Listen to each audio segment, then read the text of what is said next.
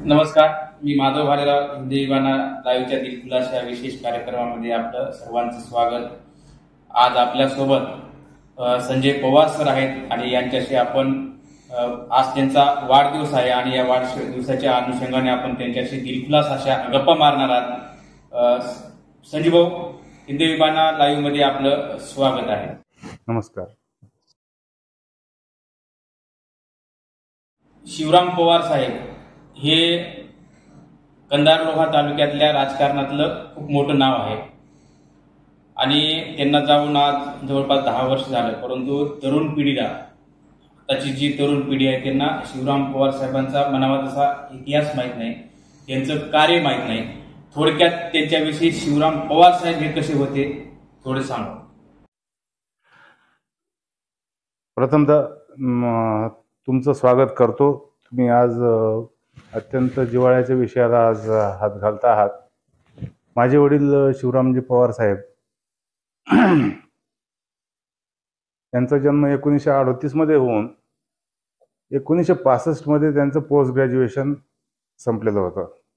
त्या काळात कंधार तालुक्यात किंवा नांदेड जिल्ह्यातही शैक्षणिक एवढी प्रगती केलेलं असे मोजकेच बोटावर मोजणे इतके लोक होते. केशवरावजी धोंडगे साहेब सुद्धा त्यावेळेसचेच किंवा त्यांच्या अगोदर एक 5 वर्ष सिनियर होते. तर अशा काळामध्ये माझे वडील 1965 मध्ये पोस्ट ग्रॅज्युएट झाले होते आणि त्यानंतर त्यांना शिक्षणाचं महत्त्व त्यांना अत्यंत चांगल्या पद्धतीनं कळालं होतं आणि हे कार्य पुढं कसं घेऊन जाण्यात यावं. त्यांना त्यावेळेस तहसीलदार, डेप्टी कलेक्टर अशा सुद्धा अपॉर्च्युनिटी आल्या होत्या, पण त्यांनी ह्या सगळ्या नोकऱ्यांना धुडकावून लावून त्यांनी शैक्षणिक कसं आपल्याला ह्या तालुका असेल किंवा महाराष्ट्रातील लोक असतील त्यांना शिक्षणाची गंगा उपलब्ध करून देण्याचं हे एक ध्येय त्यांनी मनात बाळगलं होतं. हे करत असतानाच माझ्या वडिलांचं कार्य जे आहे, विशेष करून कॉपरेटिव्ह सेक्टरमध्ये खरेदी विक्री संघ आणि मार्केट कमिटी या 2 संस्था ज्या आहेत त्याचे ते कायम म्हणजे 20-20 वर्ष अध्यक्ष आणि सभापती राहिलेले आहेत. खरेदी विक्री संघ हा जो त्यावेळेसचा मी बघितलेला आहे, मी लहान होतो त्यावेळेस, पण त्याचा विस्तार जो आहे तो हासूळ कारतळा इकडं अहमदपूरची बॉर्डर पासून जी सुरुवात व्हायची ती मारतळ्यापर्यंत भाग हा कंधार तालुक्या खरेदी विक्री संघ ह्याच्या अंतर्गत यायचा. जवळपास 250-300 कर्मचारी होते. कापूस खरेदी असो, सिमेंट विक्री असो, साखर असो, रॉकेल असो, हे सगळे विषय त्यावेळेस खरेदी विक्री संघाच्या अंतर्गत यायचे. शेतकऱ्यांच्या जिव्हाळ्याचे विषय जे आहेत, खत, बियाणं, हे सुद्धा खरेदी विक्री संघामार्फतच वितरित होत होते त्यावेळेस.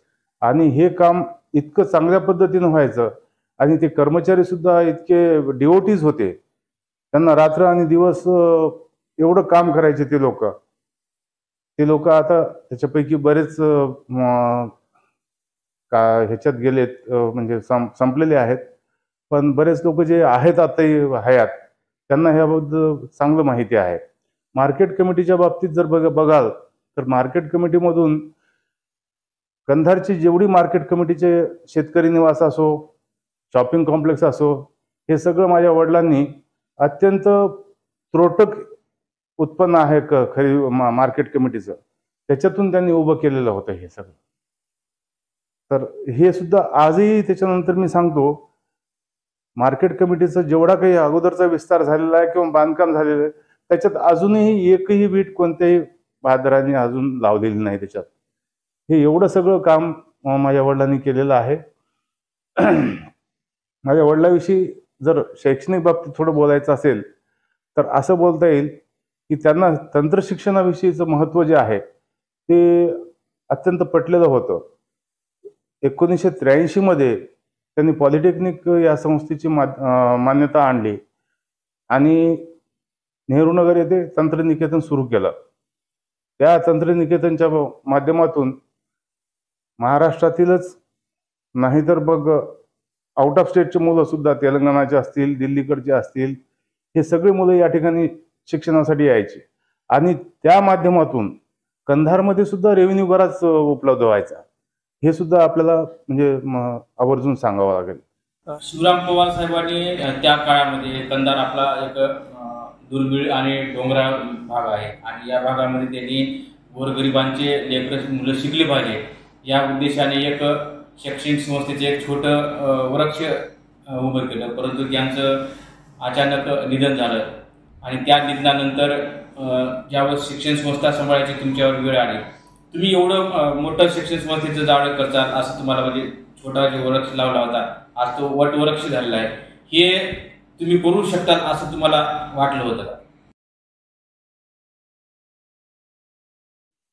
कधीच वाटलं नाही. कारण काय तर त्यावेळेस सुद्धा एक माझे वडील 2011 मध्ये निधन झालं त्यांचं. 14 मार्च 2011ला त्यांचं निधन झालं आणि असं कधीही वाटलं नव्हतं की माझे वडील एवढ्या लवकर जातील म्हणून. त्यावेळेस नेमकंच 2 वर्ष झाले होते कृषी महाविद्यालयाची स्थापना झाली होती. त्याच्यानंतर पॉलिटेक्निक आणि इतर तत्सम संस्था ज्या आहेत याचं जाळं सुद्धा मोठं झालं होतं बऱ्याच अंशी. आणि त्यानंतर मग एकदमच असं आमच्यावर आघात झाल्यासारखं वाटलं. आम्ही सुद्धा गोंधळून गेलो. आम्ही दोघं तिघं भाऊ जे आहेत, आम्ही 3 भाऊ मिळून, त्याच्यापैकी एक भाऊ तर माझा मेडिकल ऑफिसर म्हणून गव्हर्नमेंटमध्येच आहे अगोदरपासूनच. आम्ही दोघा भावांनी हा विस्तार कसा करायचा किंवा हे आहे ते कसं टिकून ठेवायचं याच्यावर लक्ष केंद्रित केलं. 2015 पर्यंत आम्हाला बराच म्हणजे कॉन्फिडन्स आला की आम्ही आता हे सगळं करू शकतो. कारण माझ्या वडिलांना जी लोक ओळखत होती त्या लोकांचा सुद्धा आम्हाला खूप मोठा सपोर्ट मिळाला आणि त्यांच्याकडूनही उत्तेजन मिळालं. आणि मग त्यानंतर 2015ला कृषी महाविद्यालयासोबतच कृषी अभियांत्रिकी महाविद्यालय, ॲग्रिकल्चर इंजिनिअरिंग म्हणतो आपण त्याला, हे सगळे ICAR आणि MCAER ह्याच्या माध्यमातून हे कोर्सेस चालतात. ॲग्रिकल्चर फूड टेक्नॉलॉजी हे असे काही कोर्सेस आहेत जे आपण जर बघाल समजा तर मराठवाड्यामध्ये फक्त 3 कॉलेज आहेत, त्याच्यापैकी एक आपलं आहे. ते अशा संस्थांना मान्यता मिळवून घेतली आम्ही. त्याच्यानंतर नांदेडला विष्णुपुरीमध्ये इंजिनिअरिंग कॉलेजची मान्यता मिळाली आम्हाला आणि व्होकेशनल कॉलेज.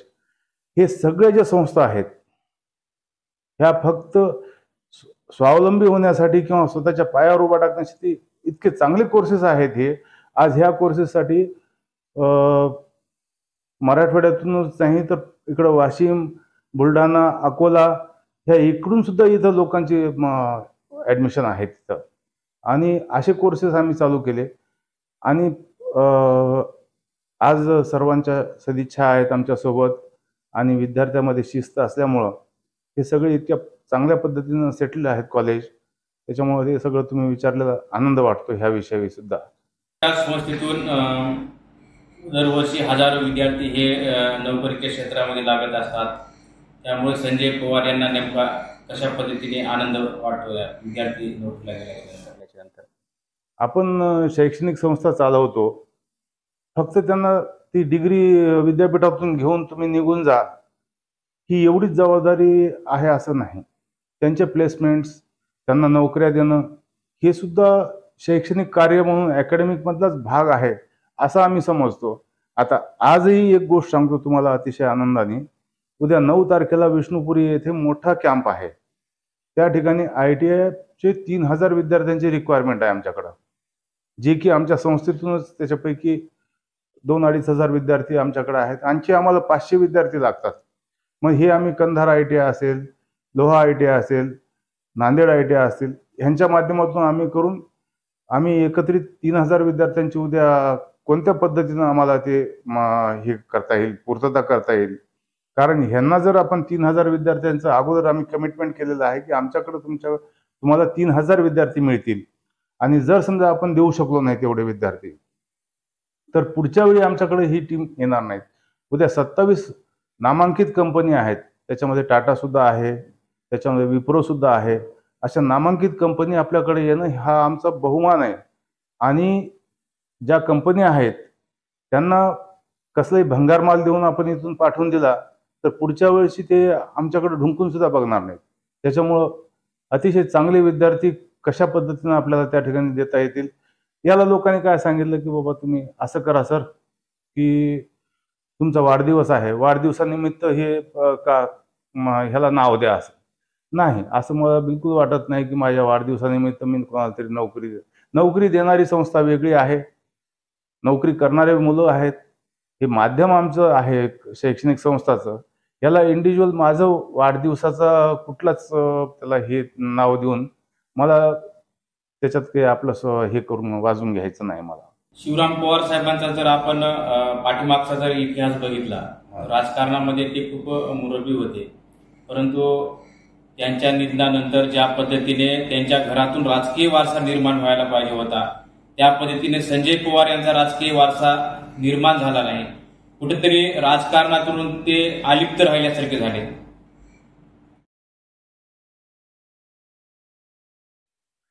याच्या मागचं खरं जर बघितलं तर मला असं वाटतं किंवा आमचं कौटुंबिक एक जे काही सगळ्यांचा दृष्टिकोन असा होता की घरातून एकच माणूस कोणतरी राजकारणाशी संबंधित असावा. पूर्ण घर त्याचा राजकारणात राहून आपले आहे ते व्यवसाय म्हणा. आमचा सगळ्यात मोठा व्यवसाय शेतीचा सुद्धा आहे. शेतीमध्ये ह्या सगळ्या गोष्टीकडे दुर्लक्ष करून आपण ते राजकारण एवढंच न करता माझे वडील चांगल्या पद्धतीनं राजकारण करत आहेत. मग मी पण त्यांच्या मागं चिटकत बसावं, भाऊ पण यावं कुठेतरी ग्रामपंचायत, पंचायत समिती, जिल्हा परिषद हे करावं. ह्याच्यापेक्षा माझे वडील करतायत, त्यांनाच आपला कुठला सपोर्ट होतो ते बघायचं. पण दुर्दैवानं 2011 मध्ये त्यांचं अचानक निधन झालं आणि त्याच्यानंतर मग आमच्यावरची जबाबदारी पडली. ह्या शैक्षणिक संस्था आहेत, शेतीचे मोठा विस्तार आहे. ह्या गोष्टीकडं लक्ष देणं आम्हाला प्रथम त्याला प्राधान्यक्रम द्यावा लागला आणि त्या माध्यमातून 10 वर्ष गेले आमच्या वडिलांना, 12 वर्ष झाले आता. तर आम्ही राजकारणाकडे ढुंकून बघितलं नाही आणि आमचा जो अकॅडमिक आमचा आहे ते फक्त शैक्षणिक विस्तार आणि त्याच्यातून क्वालिटी ह्या गोष्टीकडे आम्ही प्रामुख्याने लक्ष दिलेलं आहे या काळामध्ये. तुम्ही शिक्षणासोबतच एक उत्तम शेतकरी आहात. तुम्ही तुमच्या शेतामध्ये चंदनाचा प्रयोग केला. तुमची पपई जवळपास पाकिस्तानपर्यंत पोहोचलेली आहे. तुम्ही एक उत्तम शेतकरी म्हणून येणारे जे आता शेतकरी आहेत त्या शेतकऱ्यांना शेती कशी करावी या संदर्भामध्ये आपण काय मार्गदर्शन करणार आहात? कारण आज शेतकरी शेती करतात, त्याच्यात थोडं नुकसान झाले की आत्महत्याकडे वळतात. कोणती शेती करायला पाहिजे तरुणांनी? शेतकरी जर बघाल तर सर्वात प्रथम माझं म्हणणं असं आहे, आपलं जे काही प्रॉडक्ट आहे हे कंधार मार्केट आपल्याला पुरेसं नाही. जसं आपल्या इथं जर बघाल तुम्ही, मी काय काय केलं ते सांगतो. मी शेतामध्ये मी पपई केली, ती पाकिस्तानपर्यंत गेली. हरियाणा आणि दिल्ली तर दररोजच्याच गाड्या जायच्या माझ्या. भावही योगायोगानं चांगला लागला त्यावेळेस. त्याच्यानंतर मी बटाटे केले. बटाट्यामध्ये सुद्धा मला उत्पन्न खूप झालं. त्याच्यानंतर आमच्या इथे एक भरगंडे साहेब म्हणून जिल्हा कृषी अधिकारी, ते माझ्या संस्थेमध्ये जॉईन झाले होते. त्यांनी काकडी खिरा म्हणतो त्याला, त्याचं उत्पादन घेतलं. त्याच्यानंतर कांदे, हे प्रचंड एवढं ह्याचं उत्पादन एवढं जास्त आहे, पण ते कंधारलाच विकतो किंवा नांदेडलाच विकतो एवढं जर म्हणाल तुम्ही तर ते अतिशय म्हणजे चुकीचं आहे. कारण तुमचा खर्चच निघणार नाही.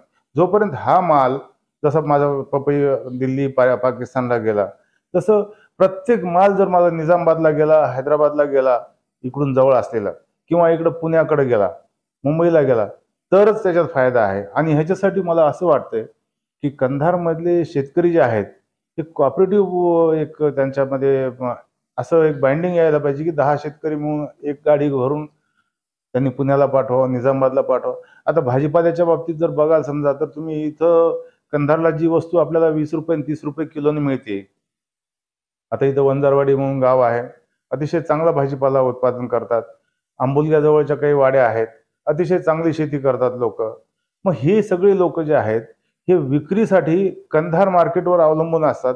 ह्याच्याऐवजी त्यांनी निजामाबादला घेऊन जावं, हैदराबादला घेऊन जावं, पुण्याला घेऊन जावं, अशा पद्धतीने जर केलं. पण ह्याच्यामध्ये दुर्दैवाने एक गोष्ट आहे, आज मी औरंगाबादला आंबे घेतले, औरंगाबादचा माणूस म्हणतो की बासुटीचे आंबे आहेत साहेब म्हणून. मी म्हणलं बासुटी कुठं आहे इथं बासुटी? मला वाटलं तिथं कुठंतरी बासुटी असेल. नाही म्हणलं ते नांदेड जिल्ह्यात बासुटी आहे, कंधार तालुक्यात. बासुटीचा आंबा, गोगदरीचा आंबा हा पूर्ण आपल्या मराठवाड्यात सगळीकडे फेमस आहे. सीताफळ असतील, सीताफळ जर बघितलं कंधारचं सीताफळ म्हणून कुठेही विकतात, परभणीला विकतात, नांदेड इथून दररोज बघतोच आपण, इथून दररोज टेम्पोच्या टेम्पो भरून जातात. पण ह्याची विल्हेवाट जोपर्यंत आहे व्यवस्थित होणार नाही. शेतकऱ्याला त्याचा फायदा शेतकऱ्यांना कुठं मिळतो? सीताफळाचा असेल, कोणाचाही असेल, हा माल आपल्याला बाहेर जाण्यासाठी आपल्याला इथं कंधार तालुक्याला जी दळणवळणाची साधनं आहेत म्हणा किंवा रस्ते आहेत, की ह्याच्यामध्ये प्रचंड मोठं आपल्याला बदल करावा लागणार आहे. आणि इथं निघालेला माल 4 तासात निजामाबादला कसा जाईल? आता इथंच तुम्हाला सांगतो मी, घोडदच्या बाजूला तिथं गंगनबीड आहे. गंगनबीडचे शेतकरी मागं त्यांनी प्रयोग केला, कारले आणि बटाटे, कारले आणि दोडके हे इथं ह्याला घेऊन गेले निजामाबाद आणि हैदराबादला. त्या प्रचंड तफावत आहे भावामध्ये. त्याच्यामुळे शेतकऱ्यांना माझी अशी एक विनंती राहणार आहे की 10 जण 20 जण मिळून एक गाडी दररोजची भरल्या जावी, अशा पद्धतीनं नियोजन करायचं आणि माल बाहेर पाठवल्याशिवाय आपल्याला प्रगती होणार नाही. हे मला प्रामुख्याने माझ्या मनातली गोष्ट अशी वाटते. संजीव भाऊ, जर आपण आणखी जर शिवराम पवार साहेबांचं जर बघितलं तर पूर्वी खरेदी विक्री संघ होता, बाजार समिती होती, यांच्या जे जमिनी होत्या, आज त्या जमिनी शिल्लक राहिल्या नाहीत. या संदर्भामध्ये म्हणजे तुम्हाला काय वाटते, काय भावना आहे तुमच्या? कारण ज्यांनी ही संस्था चांगल्या पद्धतीने चालवल्या, आज ती देशोधडीला लागलेली आहे. अतिशय चांगला प्रश्न आहे हा. सोनखेडला हायवे टच अशी 16 एकर, जवळपास 12 एकर 16 एकर काहीतरी अशी जमीन होती. लोह्याला स्मशानभूमी आहे, हिंदू स्मशानभूमी, त्याच्या बाजूची जमीन आहे, तिथे तेवढीच जमीन होती कमी जास्ती. आज त्या जमिनीची किंमत जर बघाल तुम्ही तर कोटी रुपये तर कमीच म्हणा, कारण 10 कोटी रुपयाच्या वरच्या किमती आहेत त्या जमिनीच्या. आणि ह्या जमिनी अशा फुकट भाव गेल्या. त्या जमिनी दिवाळखोरीच्या नावाखाली त्याचं ऑक्शन करून त्याचं विल्हेवाट लावण्यात आली. खरं जर बघितलं तर मी तुम्हाला थोड्या वेळापूर्वी सांगितलं होतं की 250 कर्मचारी खरेदी विक्री संघाचे रात्रंदिवस काम करायचे. त्या 250 कर्मचारी, माझ्या वडिलांचं एक व्हिजन असं होतं की ह्या कर्मचाऱ्यांना निवासस्थानासाठी म्हणून त्याच्यापैकी एक गुंठा तरी जमीन तिथं देण्यात यावी. कारण ह्या लोकांनी, मी बघितलेलं आहे, रात्रभर चेक तयार करत बसायचे कापसाचे. ह्या अशा पावसात बियाणं वाटप करायचे, विल्हेवाट लावायचे बियाणाचे. त्यावेळेस खरेदी विक्री संघाचे बियाणं घेण्यासाठी लाईन लागून असायची, रात्री 2 वाजता लाईन लागायची. ते H4 वगैरे ते त्यावेळेस नवीन नवीन होतं, त्याचं वितरण पूर्ण खरेदी विक्री संघाकडे होतं. तर अशा माध्यमातून जे जमिनी होत्या, किंवा आताही जर तुम्ही एक गोष्ट बघाल, समजा कंधारचं खरेदी विक्री संघाची बिल्डिंग आता फार कोपऱ्यामध्ये त्याला दाबून टाकलेली आहे. ही सगळी जमीन जी आहे ते पूर्ण ती ह्याची होती, खरेदी विक्री संघाची होती. ती कोणत्या पद्धतीनं कोर्टातून कशी गेली ते एक संशोधनाचा विषय आहे तो. पण इतकी सेंट्रल बिल्डिंग जी आहे, कंधारच्या स्मशानभूमी समोरची जागा जी त्याच्याबद्दल बोलतोय मी, तर ह्याची विल्हेवाट वेगळ्या वेगळ्या पद्धतीने लावली. आणि खरेदी विक्री संघ आणि मार्केट, खरेदी विक्री संघ तर पूर्णच लयास गेलेला आहे आता. असून नसल्यासारखं काय आहे माहित नाही मला सध्याची स्थिती याची. ज्या पद्धतीने पूर्वी कृषी उत्पन्न बाजार समितीच्या निवडणुका व्हायच्या, त्या निवडणुकीमध्ये साहेब सक्रिय असायचे आणि तेव्हापासून जवळपास 25 वर्षाच्या नंतर पहिल्यांदाच कृषी उत्पन्न बाजार समितीच्या निवडणुका गेल्या वर्षी लागल्या. यावेळेस तुम्हाला नेमकी बाबाची आठवण आली, कशा पद्धतीने आली? मी याच्या अगोदरच्या 25 वर्षापूर्वीची एक आणि 30 वर्षापूर्वीची एक, अशा 2 निवडणुका मी बघितल्यात खरेदी विक्री संघाच्या. तर लोकांचाही प्रतिसाद इतका चांगला होता. जातीविरहित राजकारण होतं त्यावेळेस तिथं. त्यावेळेस जात हा फॅक्टरच नव्हता तिथं. खरं जर बघितलं तर इतकी लोक सपोर्ट करायचे त्यावेळेस. एक गोष्ट मला ह्या अनुषंगानं तुम्हाला सांगा वाटतं की 25 वर्षानंतर जेव्हा इलेक्शन झाले आणि बैठका होत गेल्या सगळ्या सगळ्या पक्षाच्या, प्रामुख्याने एक गोष्ट मला तुम्ही बोलल्यामुळे एक सांगतो मी. प्रताप पाटील साहेब जे आहेत, ते त्यांनी एक पॅनल लढवला. पूर्वी 25 वर्षापूर्वीचं जे काही पॅनल होतं, प्रताप पाटील साहेब आमच्या पॅनलमध्ये होते, माझ्या वडिलांच्या पॅनलमध्ये होते. प्रमुख होते का माझे वडील प्रमुख होते माहीत नाही, पण ते माझ्या वडिलांना बाबाशिवाय कधी बोलले नाहीत. माझ्या आईला सुद्धा त्यांनी इतकाच आदर केला. आजही कुठं भेटले तर आईशिवाय ते बोलत नाहीत, दर्शन घेतात. हे मला अभिमानाची गोष्ट आहे. पण त्यांनी त्या प्रचार सभेचा नारळ ज्या बोरीमध्ये फोडला, त्यावेळी 45 मिनिटाचं भाषण त्यांचं होतं. मी ते भाषण पूर्ण शब्द असा कानात तेल टाकून ऐकत होतो. मला वाटत होतं की प्रताप पाटील साहेब माझ्या वडिलांचा उल्लेख कुठंतरी करतील, पण ते कसं विसरलं त्यांना ते काही मला लक्षात आलं नाही. पण मला खूप यातना झाल्या त्याबद्दल. कारण खरेदी विक्री संघ आणि मार्केट कमिटी याच्यासाठी माझ्या वडिलांनी जे काही काम केलेलं आहे, ते मी बघितलेलंच आहे. ते एवढं डिवोशन कोणी देऊ शकत नाही, आजचे किती जरी असतील तरी नेते. राहिला प्रश्न कोणता पॅनल आला कोणता गेला ते काही महत्वाचं नाही, पण जे काही ह्यांचा अजेंडा वगैरे होता त्यावेळेस त्यांनी सांगितलेलं की बाबा मार्केट कमिटीचं इलेक्शन झाल्यानंतर बाजारपेठ कशी होणार आहे, तर त्याच्यापैकी मला काहीच सुधारणा झालेली दिसत नाही इथं. कंधार हे ऐतिहासिक शहर आहे, तालुका आहे. कंधारच्या नंतर लोहा आसन, पालम आसन, जाम, जळकोट इथली मार्केट व्यापारी सुजलाम सुफलाम झाला, व्यापारपेठ वाढली. परंतु कंधारची जी व्यापारपेठ आहे ती उद्ध्वस्त झाली. मला वाटतं तुम्ही सुद्धा बघितलंच आहे की 2012 मध्ये जेव्हा कंधारची बाजारपेठ अशी रात्री बुलडोजर लावून पाडण्यात आली, किती लोक विस्थापित झाले, किती लोक उद्ध्वस्त झाले. 3-3 मजली इमारती. एक गोष्ट बघतो मी, जेव्हा शैक्षणिक संस्था चालवतो त्यावेळेस काही 4 रूमची आवश्यकता असते. त्यावेळेस 4 रूमचं बांधकाम करायच्या वेळेस किती खर्च येतो ह्याचा अभ्यास करतो अगोदर. तेवढा आपल्याला निधी उपलब्ध होतो का ह्याचा अभ्यास करतो. मी ते मार्केट पडल्यानंतर मी कायम एक महिनाभर तरी हिशोब लावत होतो की किती अब्ज रुपयाचं नुकसान केलेलं आहे. धड धड बिल्डिंग 3-3 मजली इमारती अशा पाडत होत्या. ते सगळं मी परत त्याचं कॅल्क्युलेशन असं हातात म्हणजे वही घेऊन करत होतो की बाबा जसं आपण ते महाराणा प्रताप चौक आहे, तिथलं सिकंदर भाईचं बुशरा हॉटेल होतं. 2 मजली एवढं मोठं दुकान. त्याच्यानंतर बाजूला आरकेचं होतं, आरके स्टील. त्याच्यानंतर बाजूला गंजेवार सरांचं होतं. त्याच्यानंतर असं सगळं मला मार्केट. माझा जन्मच कंधारला झालाय. आज नाही म्हणलं तरी कंधारमध्ये सिरमान टेकडीपासून जर घेतलं समजा तर खाली कोटबाजारपर्यंत हे सगळे माझे मित्र मंडळी. मी त्यांच्यात बसलेलो, वावरलेलो. एक एक दुकानाचे नाव माहिती आहेत, एक एक व्यापाऱ्याचे नाव माहिती आहेत. त्याच्यापैकी 2012 मध्ये जेव्हा हे उद्ध्वस्त झालं, त्यानंतर बरेच लोक हरवल्यासारखं वाटले मला. ते कुठेही दिसत नाहीत आज. मला बऱ्याचदा वाटते की काय ते असं ते दिसत नाही, काय आहे की नाही जिवंत. नाही, ते आहे. त्या फलाण्याच्या दुकानात लातूरला नौकर आहे. अशा पद्धतीनं मार्केट कसं डेव्हलप होईल, मार्केटला उत्तेजन देण्यासाठी किंवा मार्केट इस्टॅब्लिश करणं, मार्केटला तुम्ही सोयी सुविधा देणं कुठे गेल्या की आहे ते मार्केट अशा पद्धतीनं उद्ध्वस्त करून टाकलं की आज ते यातना होतात त्या गोष्टी जर बघितल्या त्या तर.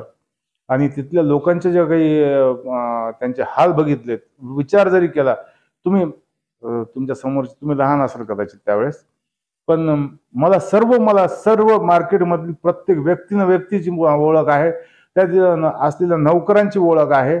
आणि मी जास्तीत जास्त आम्ही असाच प्रयत्न करत होतो की कंधार मार्केटमधूनच आपल्याला काहीतरी जे काही घ्यायचंय, आपल्याला खरेदी करायचंय, ते सगळं कंधारमध्ये आपण घेत होतो. आणि या माध्यमातून जेव्हा आज विचार करतो तेव्हा त्याच्यातले 90% लोक जे आहेत ते इतर दुकानात नौकर म्हणून काम करतात, जे अगोदर त्या दुकानचे सेट होते. हे दुर्दैवाची गोष्ट. मार्केट येईलच वर कसं, तुम्ही कोणत्या सुविधा नाही, त्याच्यानंतर आता व्यवसाय करावा कुठं. व्यवसाय करण्यासाठी जागा तरी पाहिजे, मार्केट तरी पाहिजे. आज कंधारला कोण गिराईक म्हणून कोण येत आहे आज? आज तुम्ही बघा, आज फुलवळ हायवेवर आलं, फुलवळला मार्केट तयार झालं. फुलवळपासून पलीकडचे लोक जामजळकोटला जातात. इकडं बारूळच्या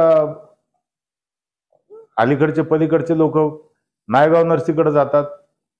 लोहा आता खूप मोठं मार्केट झालंय, गोलेगावचे लोक तिकडे जातात. कंधारला येणार कोण आहे आता? आणि यावं कशासाठी? इथं जेव्हा तुम्हाला इथं साध्या गोष्टी मिळत नाहीत कंधारला, मार्केट होईल कसं? हा एक मोठा प्रश्न आहे. त्याच्यामुळे मार्केटमध्ये गाव असण्यापेक्षा गावामध्ये बाजारपेठ असणं ही अत्यंत महत्वाची गोष्ट आहे. आता जर आपण बघितलं 10-15 वर्षापासून कंधार तालुक्याच्या विकासासाठी कोट्यावधी रुपयाचा निधी आला. तुम्ही एक बंजारा समाजातील एक नेतृत्व आहात. खेड्यापाड्याची जर आज अवस्था जर बघितली तर पिण्यासाठी पाणी नाही, जाण्यासाठी रस्ता नाही, त्यांना वीज नाही, आणि इकडे मोठमोठ्या विकासाच्या गप्पा मारल्या जातात. खरंच लोहा कंधार तालुक्याचा विकास झाला का असं तुम्हाला वाटते का?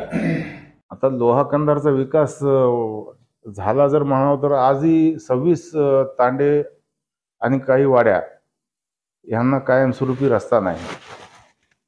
विकास झाला आणि किती कोटी आणले, काय आणले, ते कुठं कोणत्या रस्त्यामध्ये गेले. आता रस्ते हा एक असा खर्चिक विषय आहे आणि रस्ता तर होणारच झाला. जशी जशी लोकसंख्या वाढेल तसं गडकरी साहेबांनी रस्त्यावर खूप भार दिलेला आहे. रस्त्यावरच म्हणजे खर्च खूप वाढवलेला आहे. तो जर आपण विकास निधी म्हणून जर आपण गृहीत धरत असेल समजा, तर 1 किलोमीटरसाठी कोट्यवधी रुपये लागतात. असं एक 50 किलोमीटर झालं असेल तर त्याचेच 500 कोटी रुपये खर्च होतात. हा निधी आपण विकास कामात कसा गृहीत धरू शकतो आपण? जसं आता आपण काही म्हणू, आपण महाराणा प्रताप चौकापासूनचा इकडं रस्ता झाला, तो सुद्धा निधी आपण जर आपण विकास कामातच धरत असो. विकास ह्या संकल्पना ज्या आहेत, विकासाच्या संकल्पना थोड्या वेगळ्या आहेत माझ्या हिशोबाने. जसं की शैक्षणिक संकुल कोणतं बांधलं का? आज तुम्हाला सांगतो एक गोष्ट, किती दुर्दैवाची गोष्ट आहे. ही जी इथं जिल्हा परिषद शाळा आहे, या जिल्हा परिषद शाळेमधून मी 10 वर्ष शिकलोय त्या शाळेमध्ये. अगोदर ती खाली गंजेवारच्या वाड्यात होती, तिकडं खाली. त्याच्यानंतर इथं शिफ्ट झाली. ही बिल्डिंग नवी झाली होती आम्हाला. तर त्या शाळेमध्ये या शाळेचे विद्यार्थी इतके मोठ्या मोठ्या पदावर आहेत. इथलं शैक्षणिक गुणवत्ता इतकी पराकोटीची होती की ते शब्दात तुम्हाला कल्पनाच करवत नाही तुम्हाला. तर अशी ही संस्था आज त्याची अवस्था जर बघाल, कोणाला का वाटत नाही त्या ठिकाणी शैक्षणिक काहीतरी संकुल चांगलं होऊ शकतं म्हणून? त्याला पुनर्जीवित करता येणार नाही का? विकास म्हणजे कसा झाला विकास तेच मला कळालं नाही. गावाला रस्ते नाहीत, पाण्याच्या सुविधा नाहीत, आणि आपण तर ठीक आहे, विकासाच्या त्यांच्या जे काही अगोदरचे लोकप्रतिनिधी आहेत समजा, त्यांना जर तोच विकास वाटत असेल तर मग काही दुसरं व्हिजन असलेले लोक, असे लोक आपण बघायला पाहिजेत पुढच्या वेळी. आता जर आपण जर बघितलं तर तुम्ही साहेबांसोबत अनेक निवडणुका तुम्ही डोळ्याने बघितलेल्या आहेत. पूर्वीचं राजकारण आणि आताचं राजकारण याच्यामध्ये काय नेमकं तुम्हाला फरक जाणवतो? पूर्वीचं एक जर विधानसभेच्या इलेक्शन जर ती जर सोडलं समजा, धोंडगे साहेबांची ती जसं हीच होती, हुकूमतच होती त्या पदावर, पण इतर सगळ्या संस्था ह्या काँग्रेसच्या होत्या. त्याच्यानंतर मग त्यावेळेस जातीचं राजकारण नव्हतं, हे तुम्हाला मी आत्ताच थोड्या वेळापूर्वी सांगितलंय. आणि जी काही त्यांची अशी टीम होती, प्रत्येक गावातून असेल किंवा प्रत्येक जाती धर्माचे लोक, आणि अटॅचमेंट जी होती ती खरोखरच जीवाभावाचे लोक, जे सख्खे भाऊ आज तेवढे चांगले राहत नाहीत, पण आपण म्हणतो सख्खे भाऊ म्हणून, तशा पद्धतीनं ते सगळे टीम काम करायची ती. आणि असं बाजा लावून एक वाजत गाजत सगळेजण काँग्रेसला मतदान करायचे, आणि त्या माध्यमातून सगळ्या संस्था ह्या, विधानसभा सोडली तर सगळ्या संस्था काँग्रेसच्या ताब्यात होत्या. मी या ठिकाणी कंधारला माझं लहानपणापासून इथंच राहत होतो. हेच घर आहे आमचं. वाडा आहे मोठा. इथं समोरही भरपूर जागा आहे. त्याच्यामुळे कंधारमध्ये कोणी राजकीय नेते जसे आले, जसे शंकररावजी चव्हाण साहेब असतील, चाकूरकर साहेब असतील, प्रचारासाठी असो, आणखी कोणत्याही माध्यमातून जर आले समजा, तर माझ्याच घरी यायचे.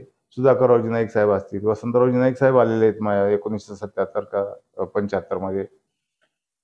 हे सगळे कंधारला इथं घरी यायचे आणि ते आल्यानंतर सगळे लोक जेव्हा जमा व्हायची आणि बघायचे ते, मला त्यांच्यातलं आजही असं वाटते की त्यावेळेस कोण कोणत्या जातीचा होता हे आज मला आठवत नाहीत, पण ते असे राहायचे की एका एक जीवानं काम करायचे. तर ते आज दिसत नाही आज. संजय पवार हे नाव जवळपास कंधार तालुक्याला सर्वांनाच माहीत आहे आणि संजय पवार हे जे आजही गोरगरिबांना मदत करतात, परंतु ते मदत करत असताना त्याचं ते प्रसिद्धी किंवा इश्यू करत नाहीत. तुम्ही कोरोनाच्या काळामध्ये तुम्ही गोरगरीब लोकांना तुमच्या स्वतःच्या शेतातलं भाजीपाला वाटप केला, परंतु त्याची पुढे गवगवा किंवा प्रसिद्धी केली नाही. आपल्याकडं काही देण्यासारखी आपली क्षमता आहे, ही मुळातच एक ईश्वराची देण आहे. सगळं काही माझं स्वतःच असतं असं नाही. आणि करोनासारखा काळ यापुढे भविष्यातही कधी येऊ नये, कोणावरही हे अनुभव करायची वेळ येऊ नये, ही ईश्वरचरणी माझी प्रार्थना आहे.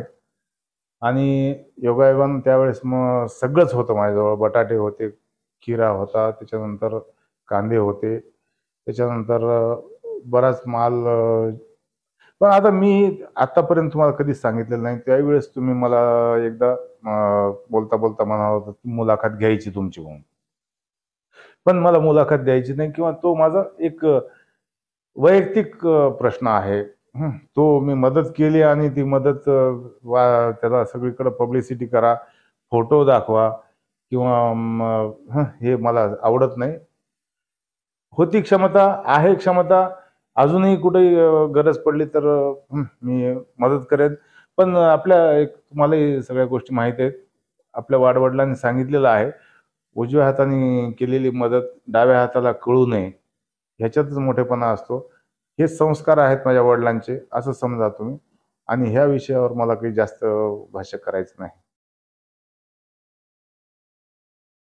संजय पवार सर हे आजपर्यंत राजकारणामध्ये सक्रिय नव्हते, परंतु पडद्याआडून कुठेतरी राजकारण जुळवत होते.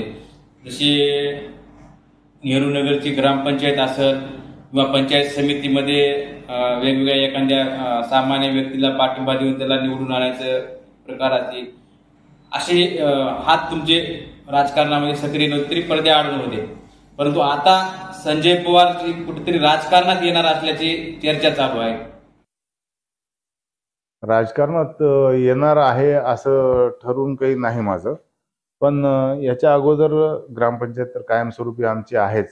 त्याच्यानंतर पंचायत समिती, ह्याच्यावरही नागलगाव ग्रामपंचायत खूप मोठा मतदार आहे तिथला, तो प्रभाव करू शकतो. आणि तिथून जे आपण नागलगाव पासून जर बघितलं समजा तर फुलवळपर्यंत हा कायमस्वरूपी आपलं घर असल्यासारखंच वाटतं. इतका एरिया जो आहे तो, त्याच्यात ते पंचायत समिती सदस्य असो किंवा जिल्हा परिषद मेंबर असो, हा कायमस्वरूपी आमचाच असतो, ह्याच्यात वाद नाही. राजकारणात येणं किंवा न येणं नाही, पण थोड्या दिवसापासून एक वेगळा विषय चालू आहे आणि मी आज त्याविषयी काही भाष्य करायचं नाही असं ठरवलंय. कारण अजून सगळी अनिश्चितताच आहे. पुढं काय होणार आहे, कुठं काय कशी, त्याच्याविषयी मला निश्चित काही माहिती नाही. पण जर गरज पडली किंवा सर्वांनी जर मला साथ दिली तर मी विचार करणार आहे तसा. आता जर बघितलं तर 3 सप्टेंबर ऑक्टोबरच्या महिन्यामध्ये विधानसभेच्या निवडणुका लागतील अशी शक्यता आहे. आणि हा उद्याच्याला तुमचा वाढदिवस आहे. आणि पहिल्यांदाच असं झाले की लोहा आणि कंधारमध्ये खूप म्हणजे असे बॅनर लागलेले आहेत. त्यावरून तुम्ही विधानसभेची निवडणूक ही 100% लढवणार असल्याच्या चर्चा चालू आहे. खरंच लढवणार आहात का? नाही, खरं लढवण्याचा निर्णय हा असा वैयक्तिक नाही माझा.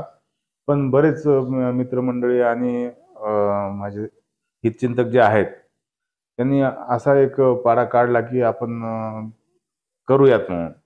पण शेवटी अजून त्याच्याविषयी बॅनरचा आणि त्याचं सांगड घालू नका. वसंतराव नाईक साहेबांची जयंती होती काल परवा. आम्ही स्थापन केलेलं जे कृषी महाविद्यालय आहे त्याचं नाव सुद्धा वसंतराव नाईक कृषी महाविद्यालयच आहे. वसंतराव नाईक कृषी विद्यापीठाअंतर्गतच आम्ही काम करतो. वसंतराव नाईक साहेब आमच्या घरी आलेले आहेत. वसंतराव नाईक साहेब त्यांच्याशी एक अटॅचमेंट आहे, नातेसंबंधी आहेत.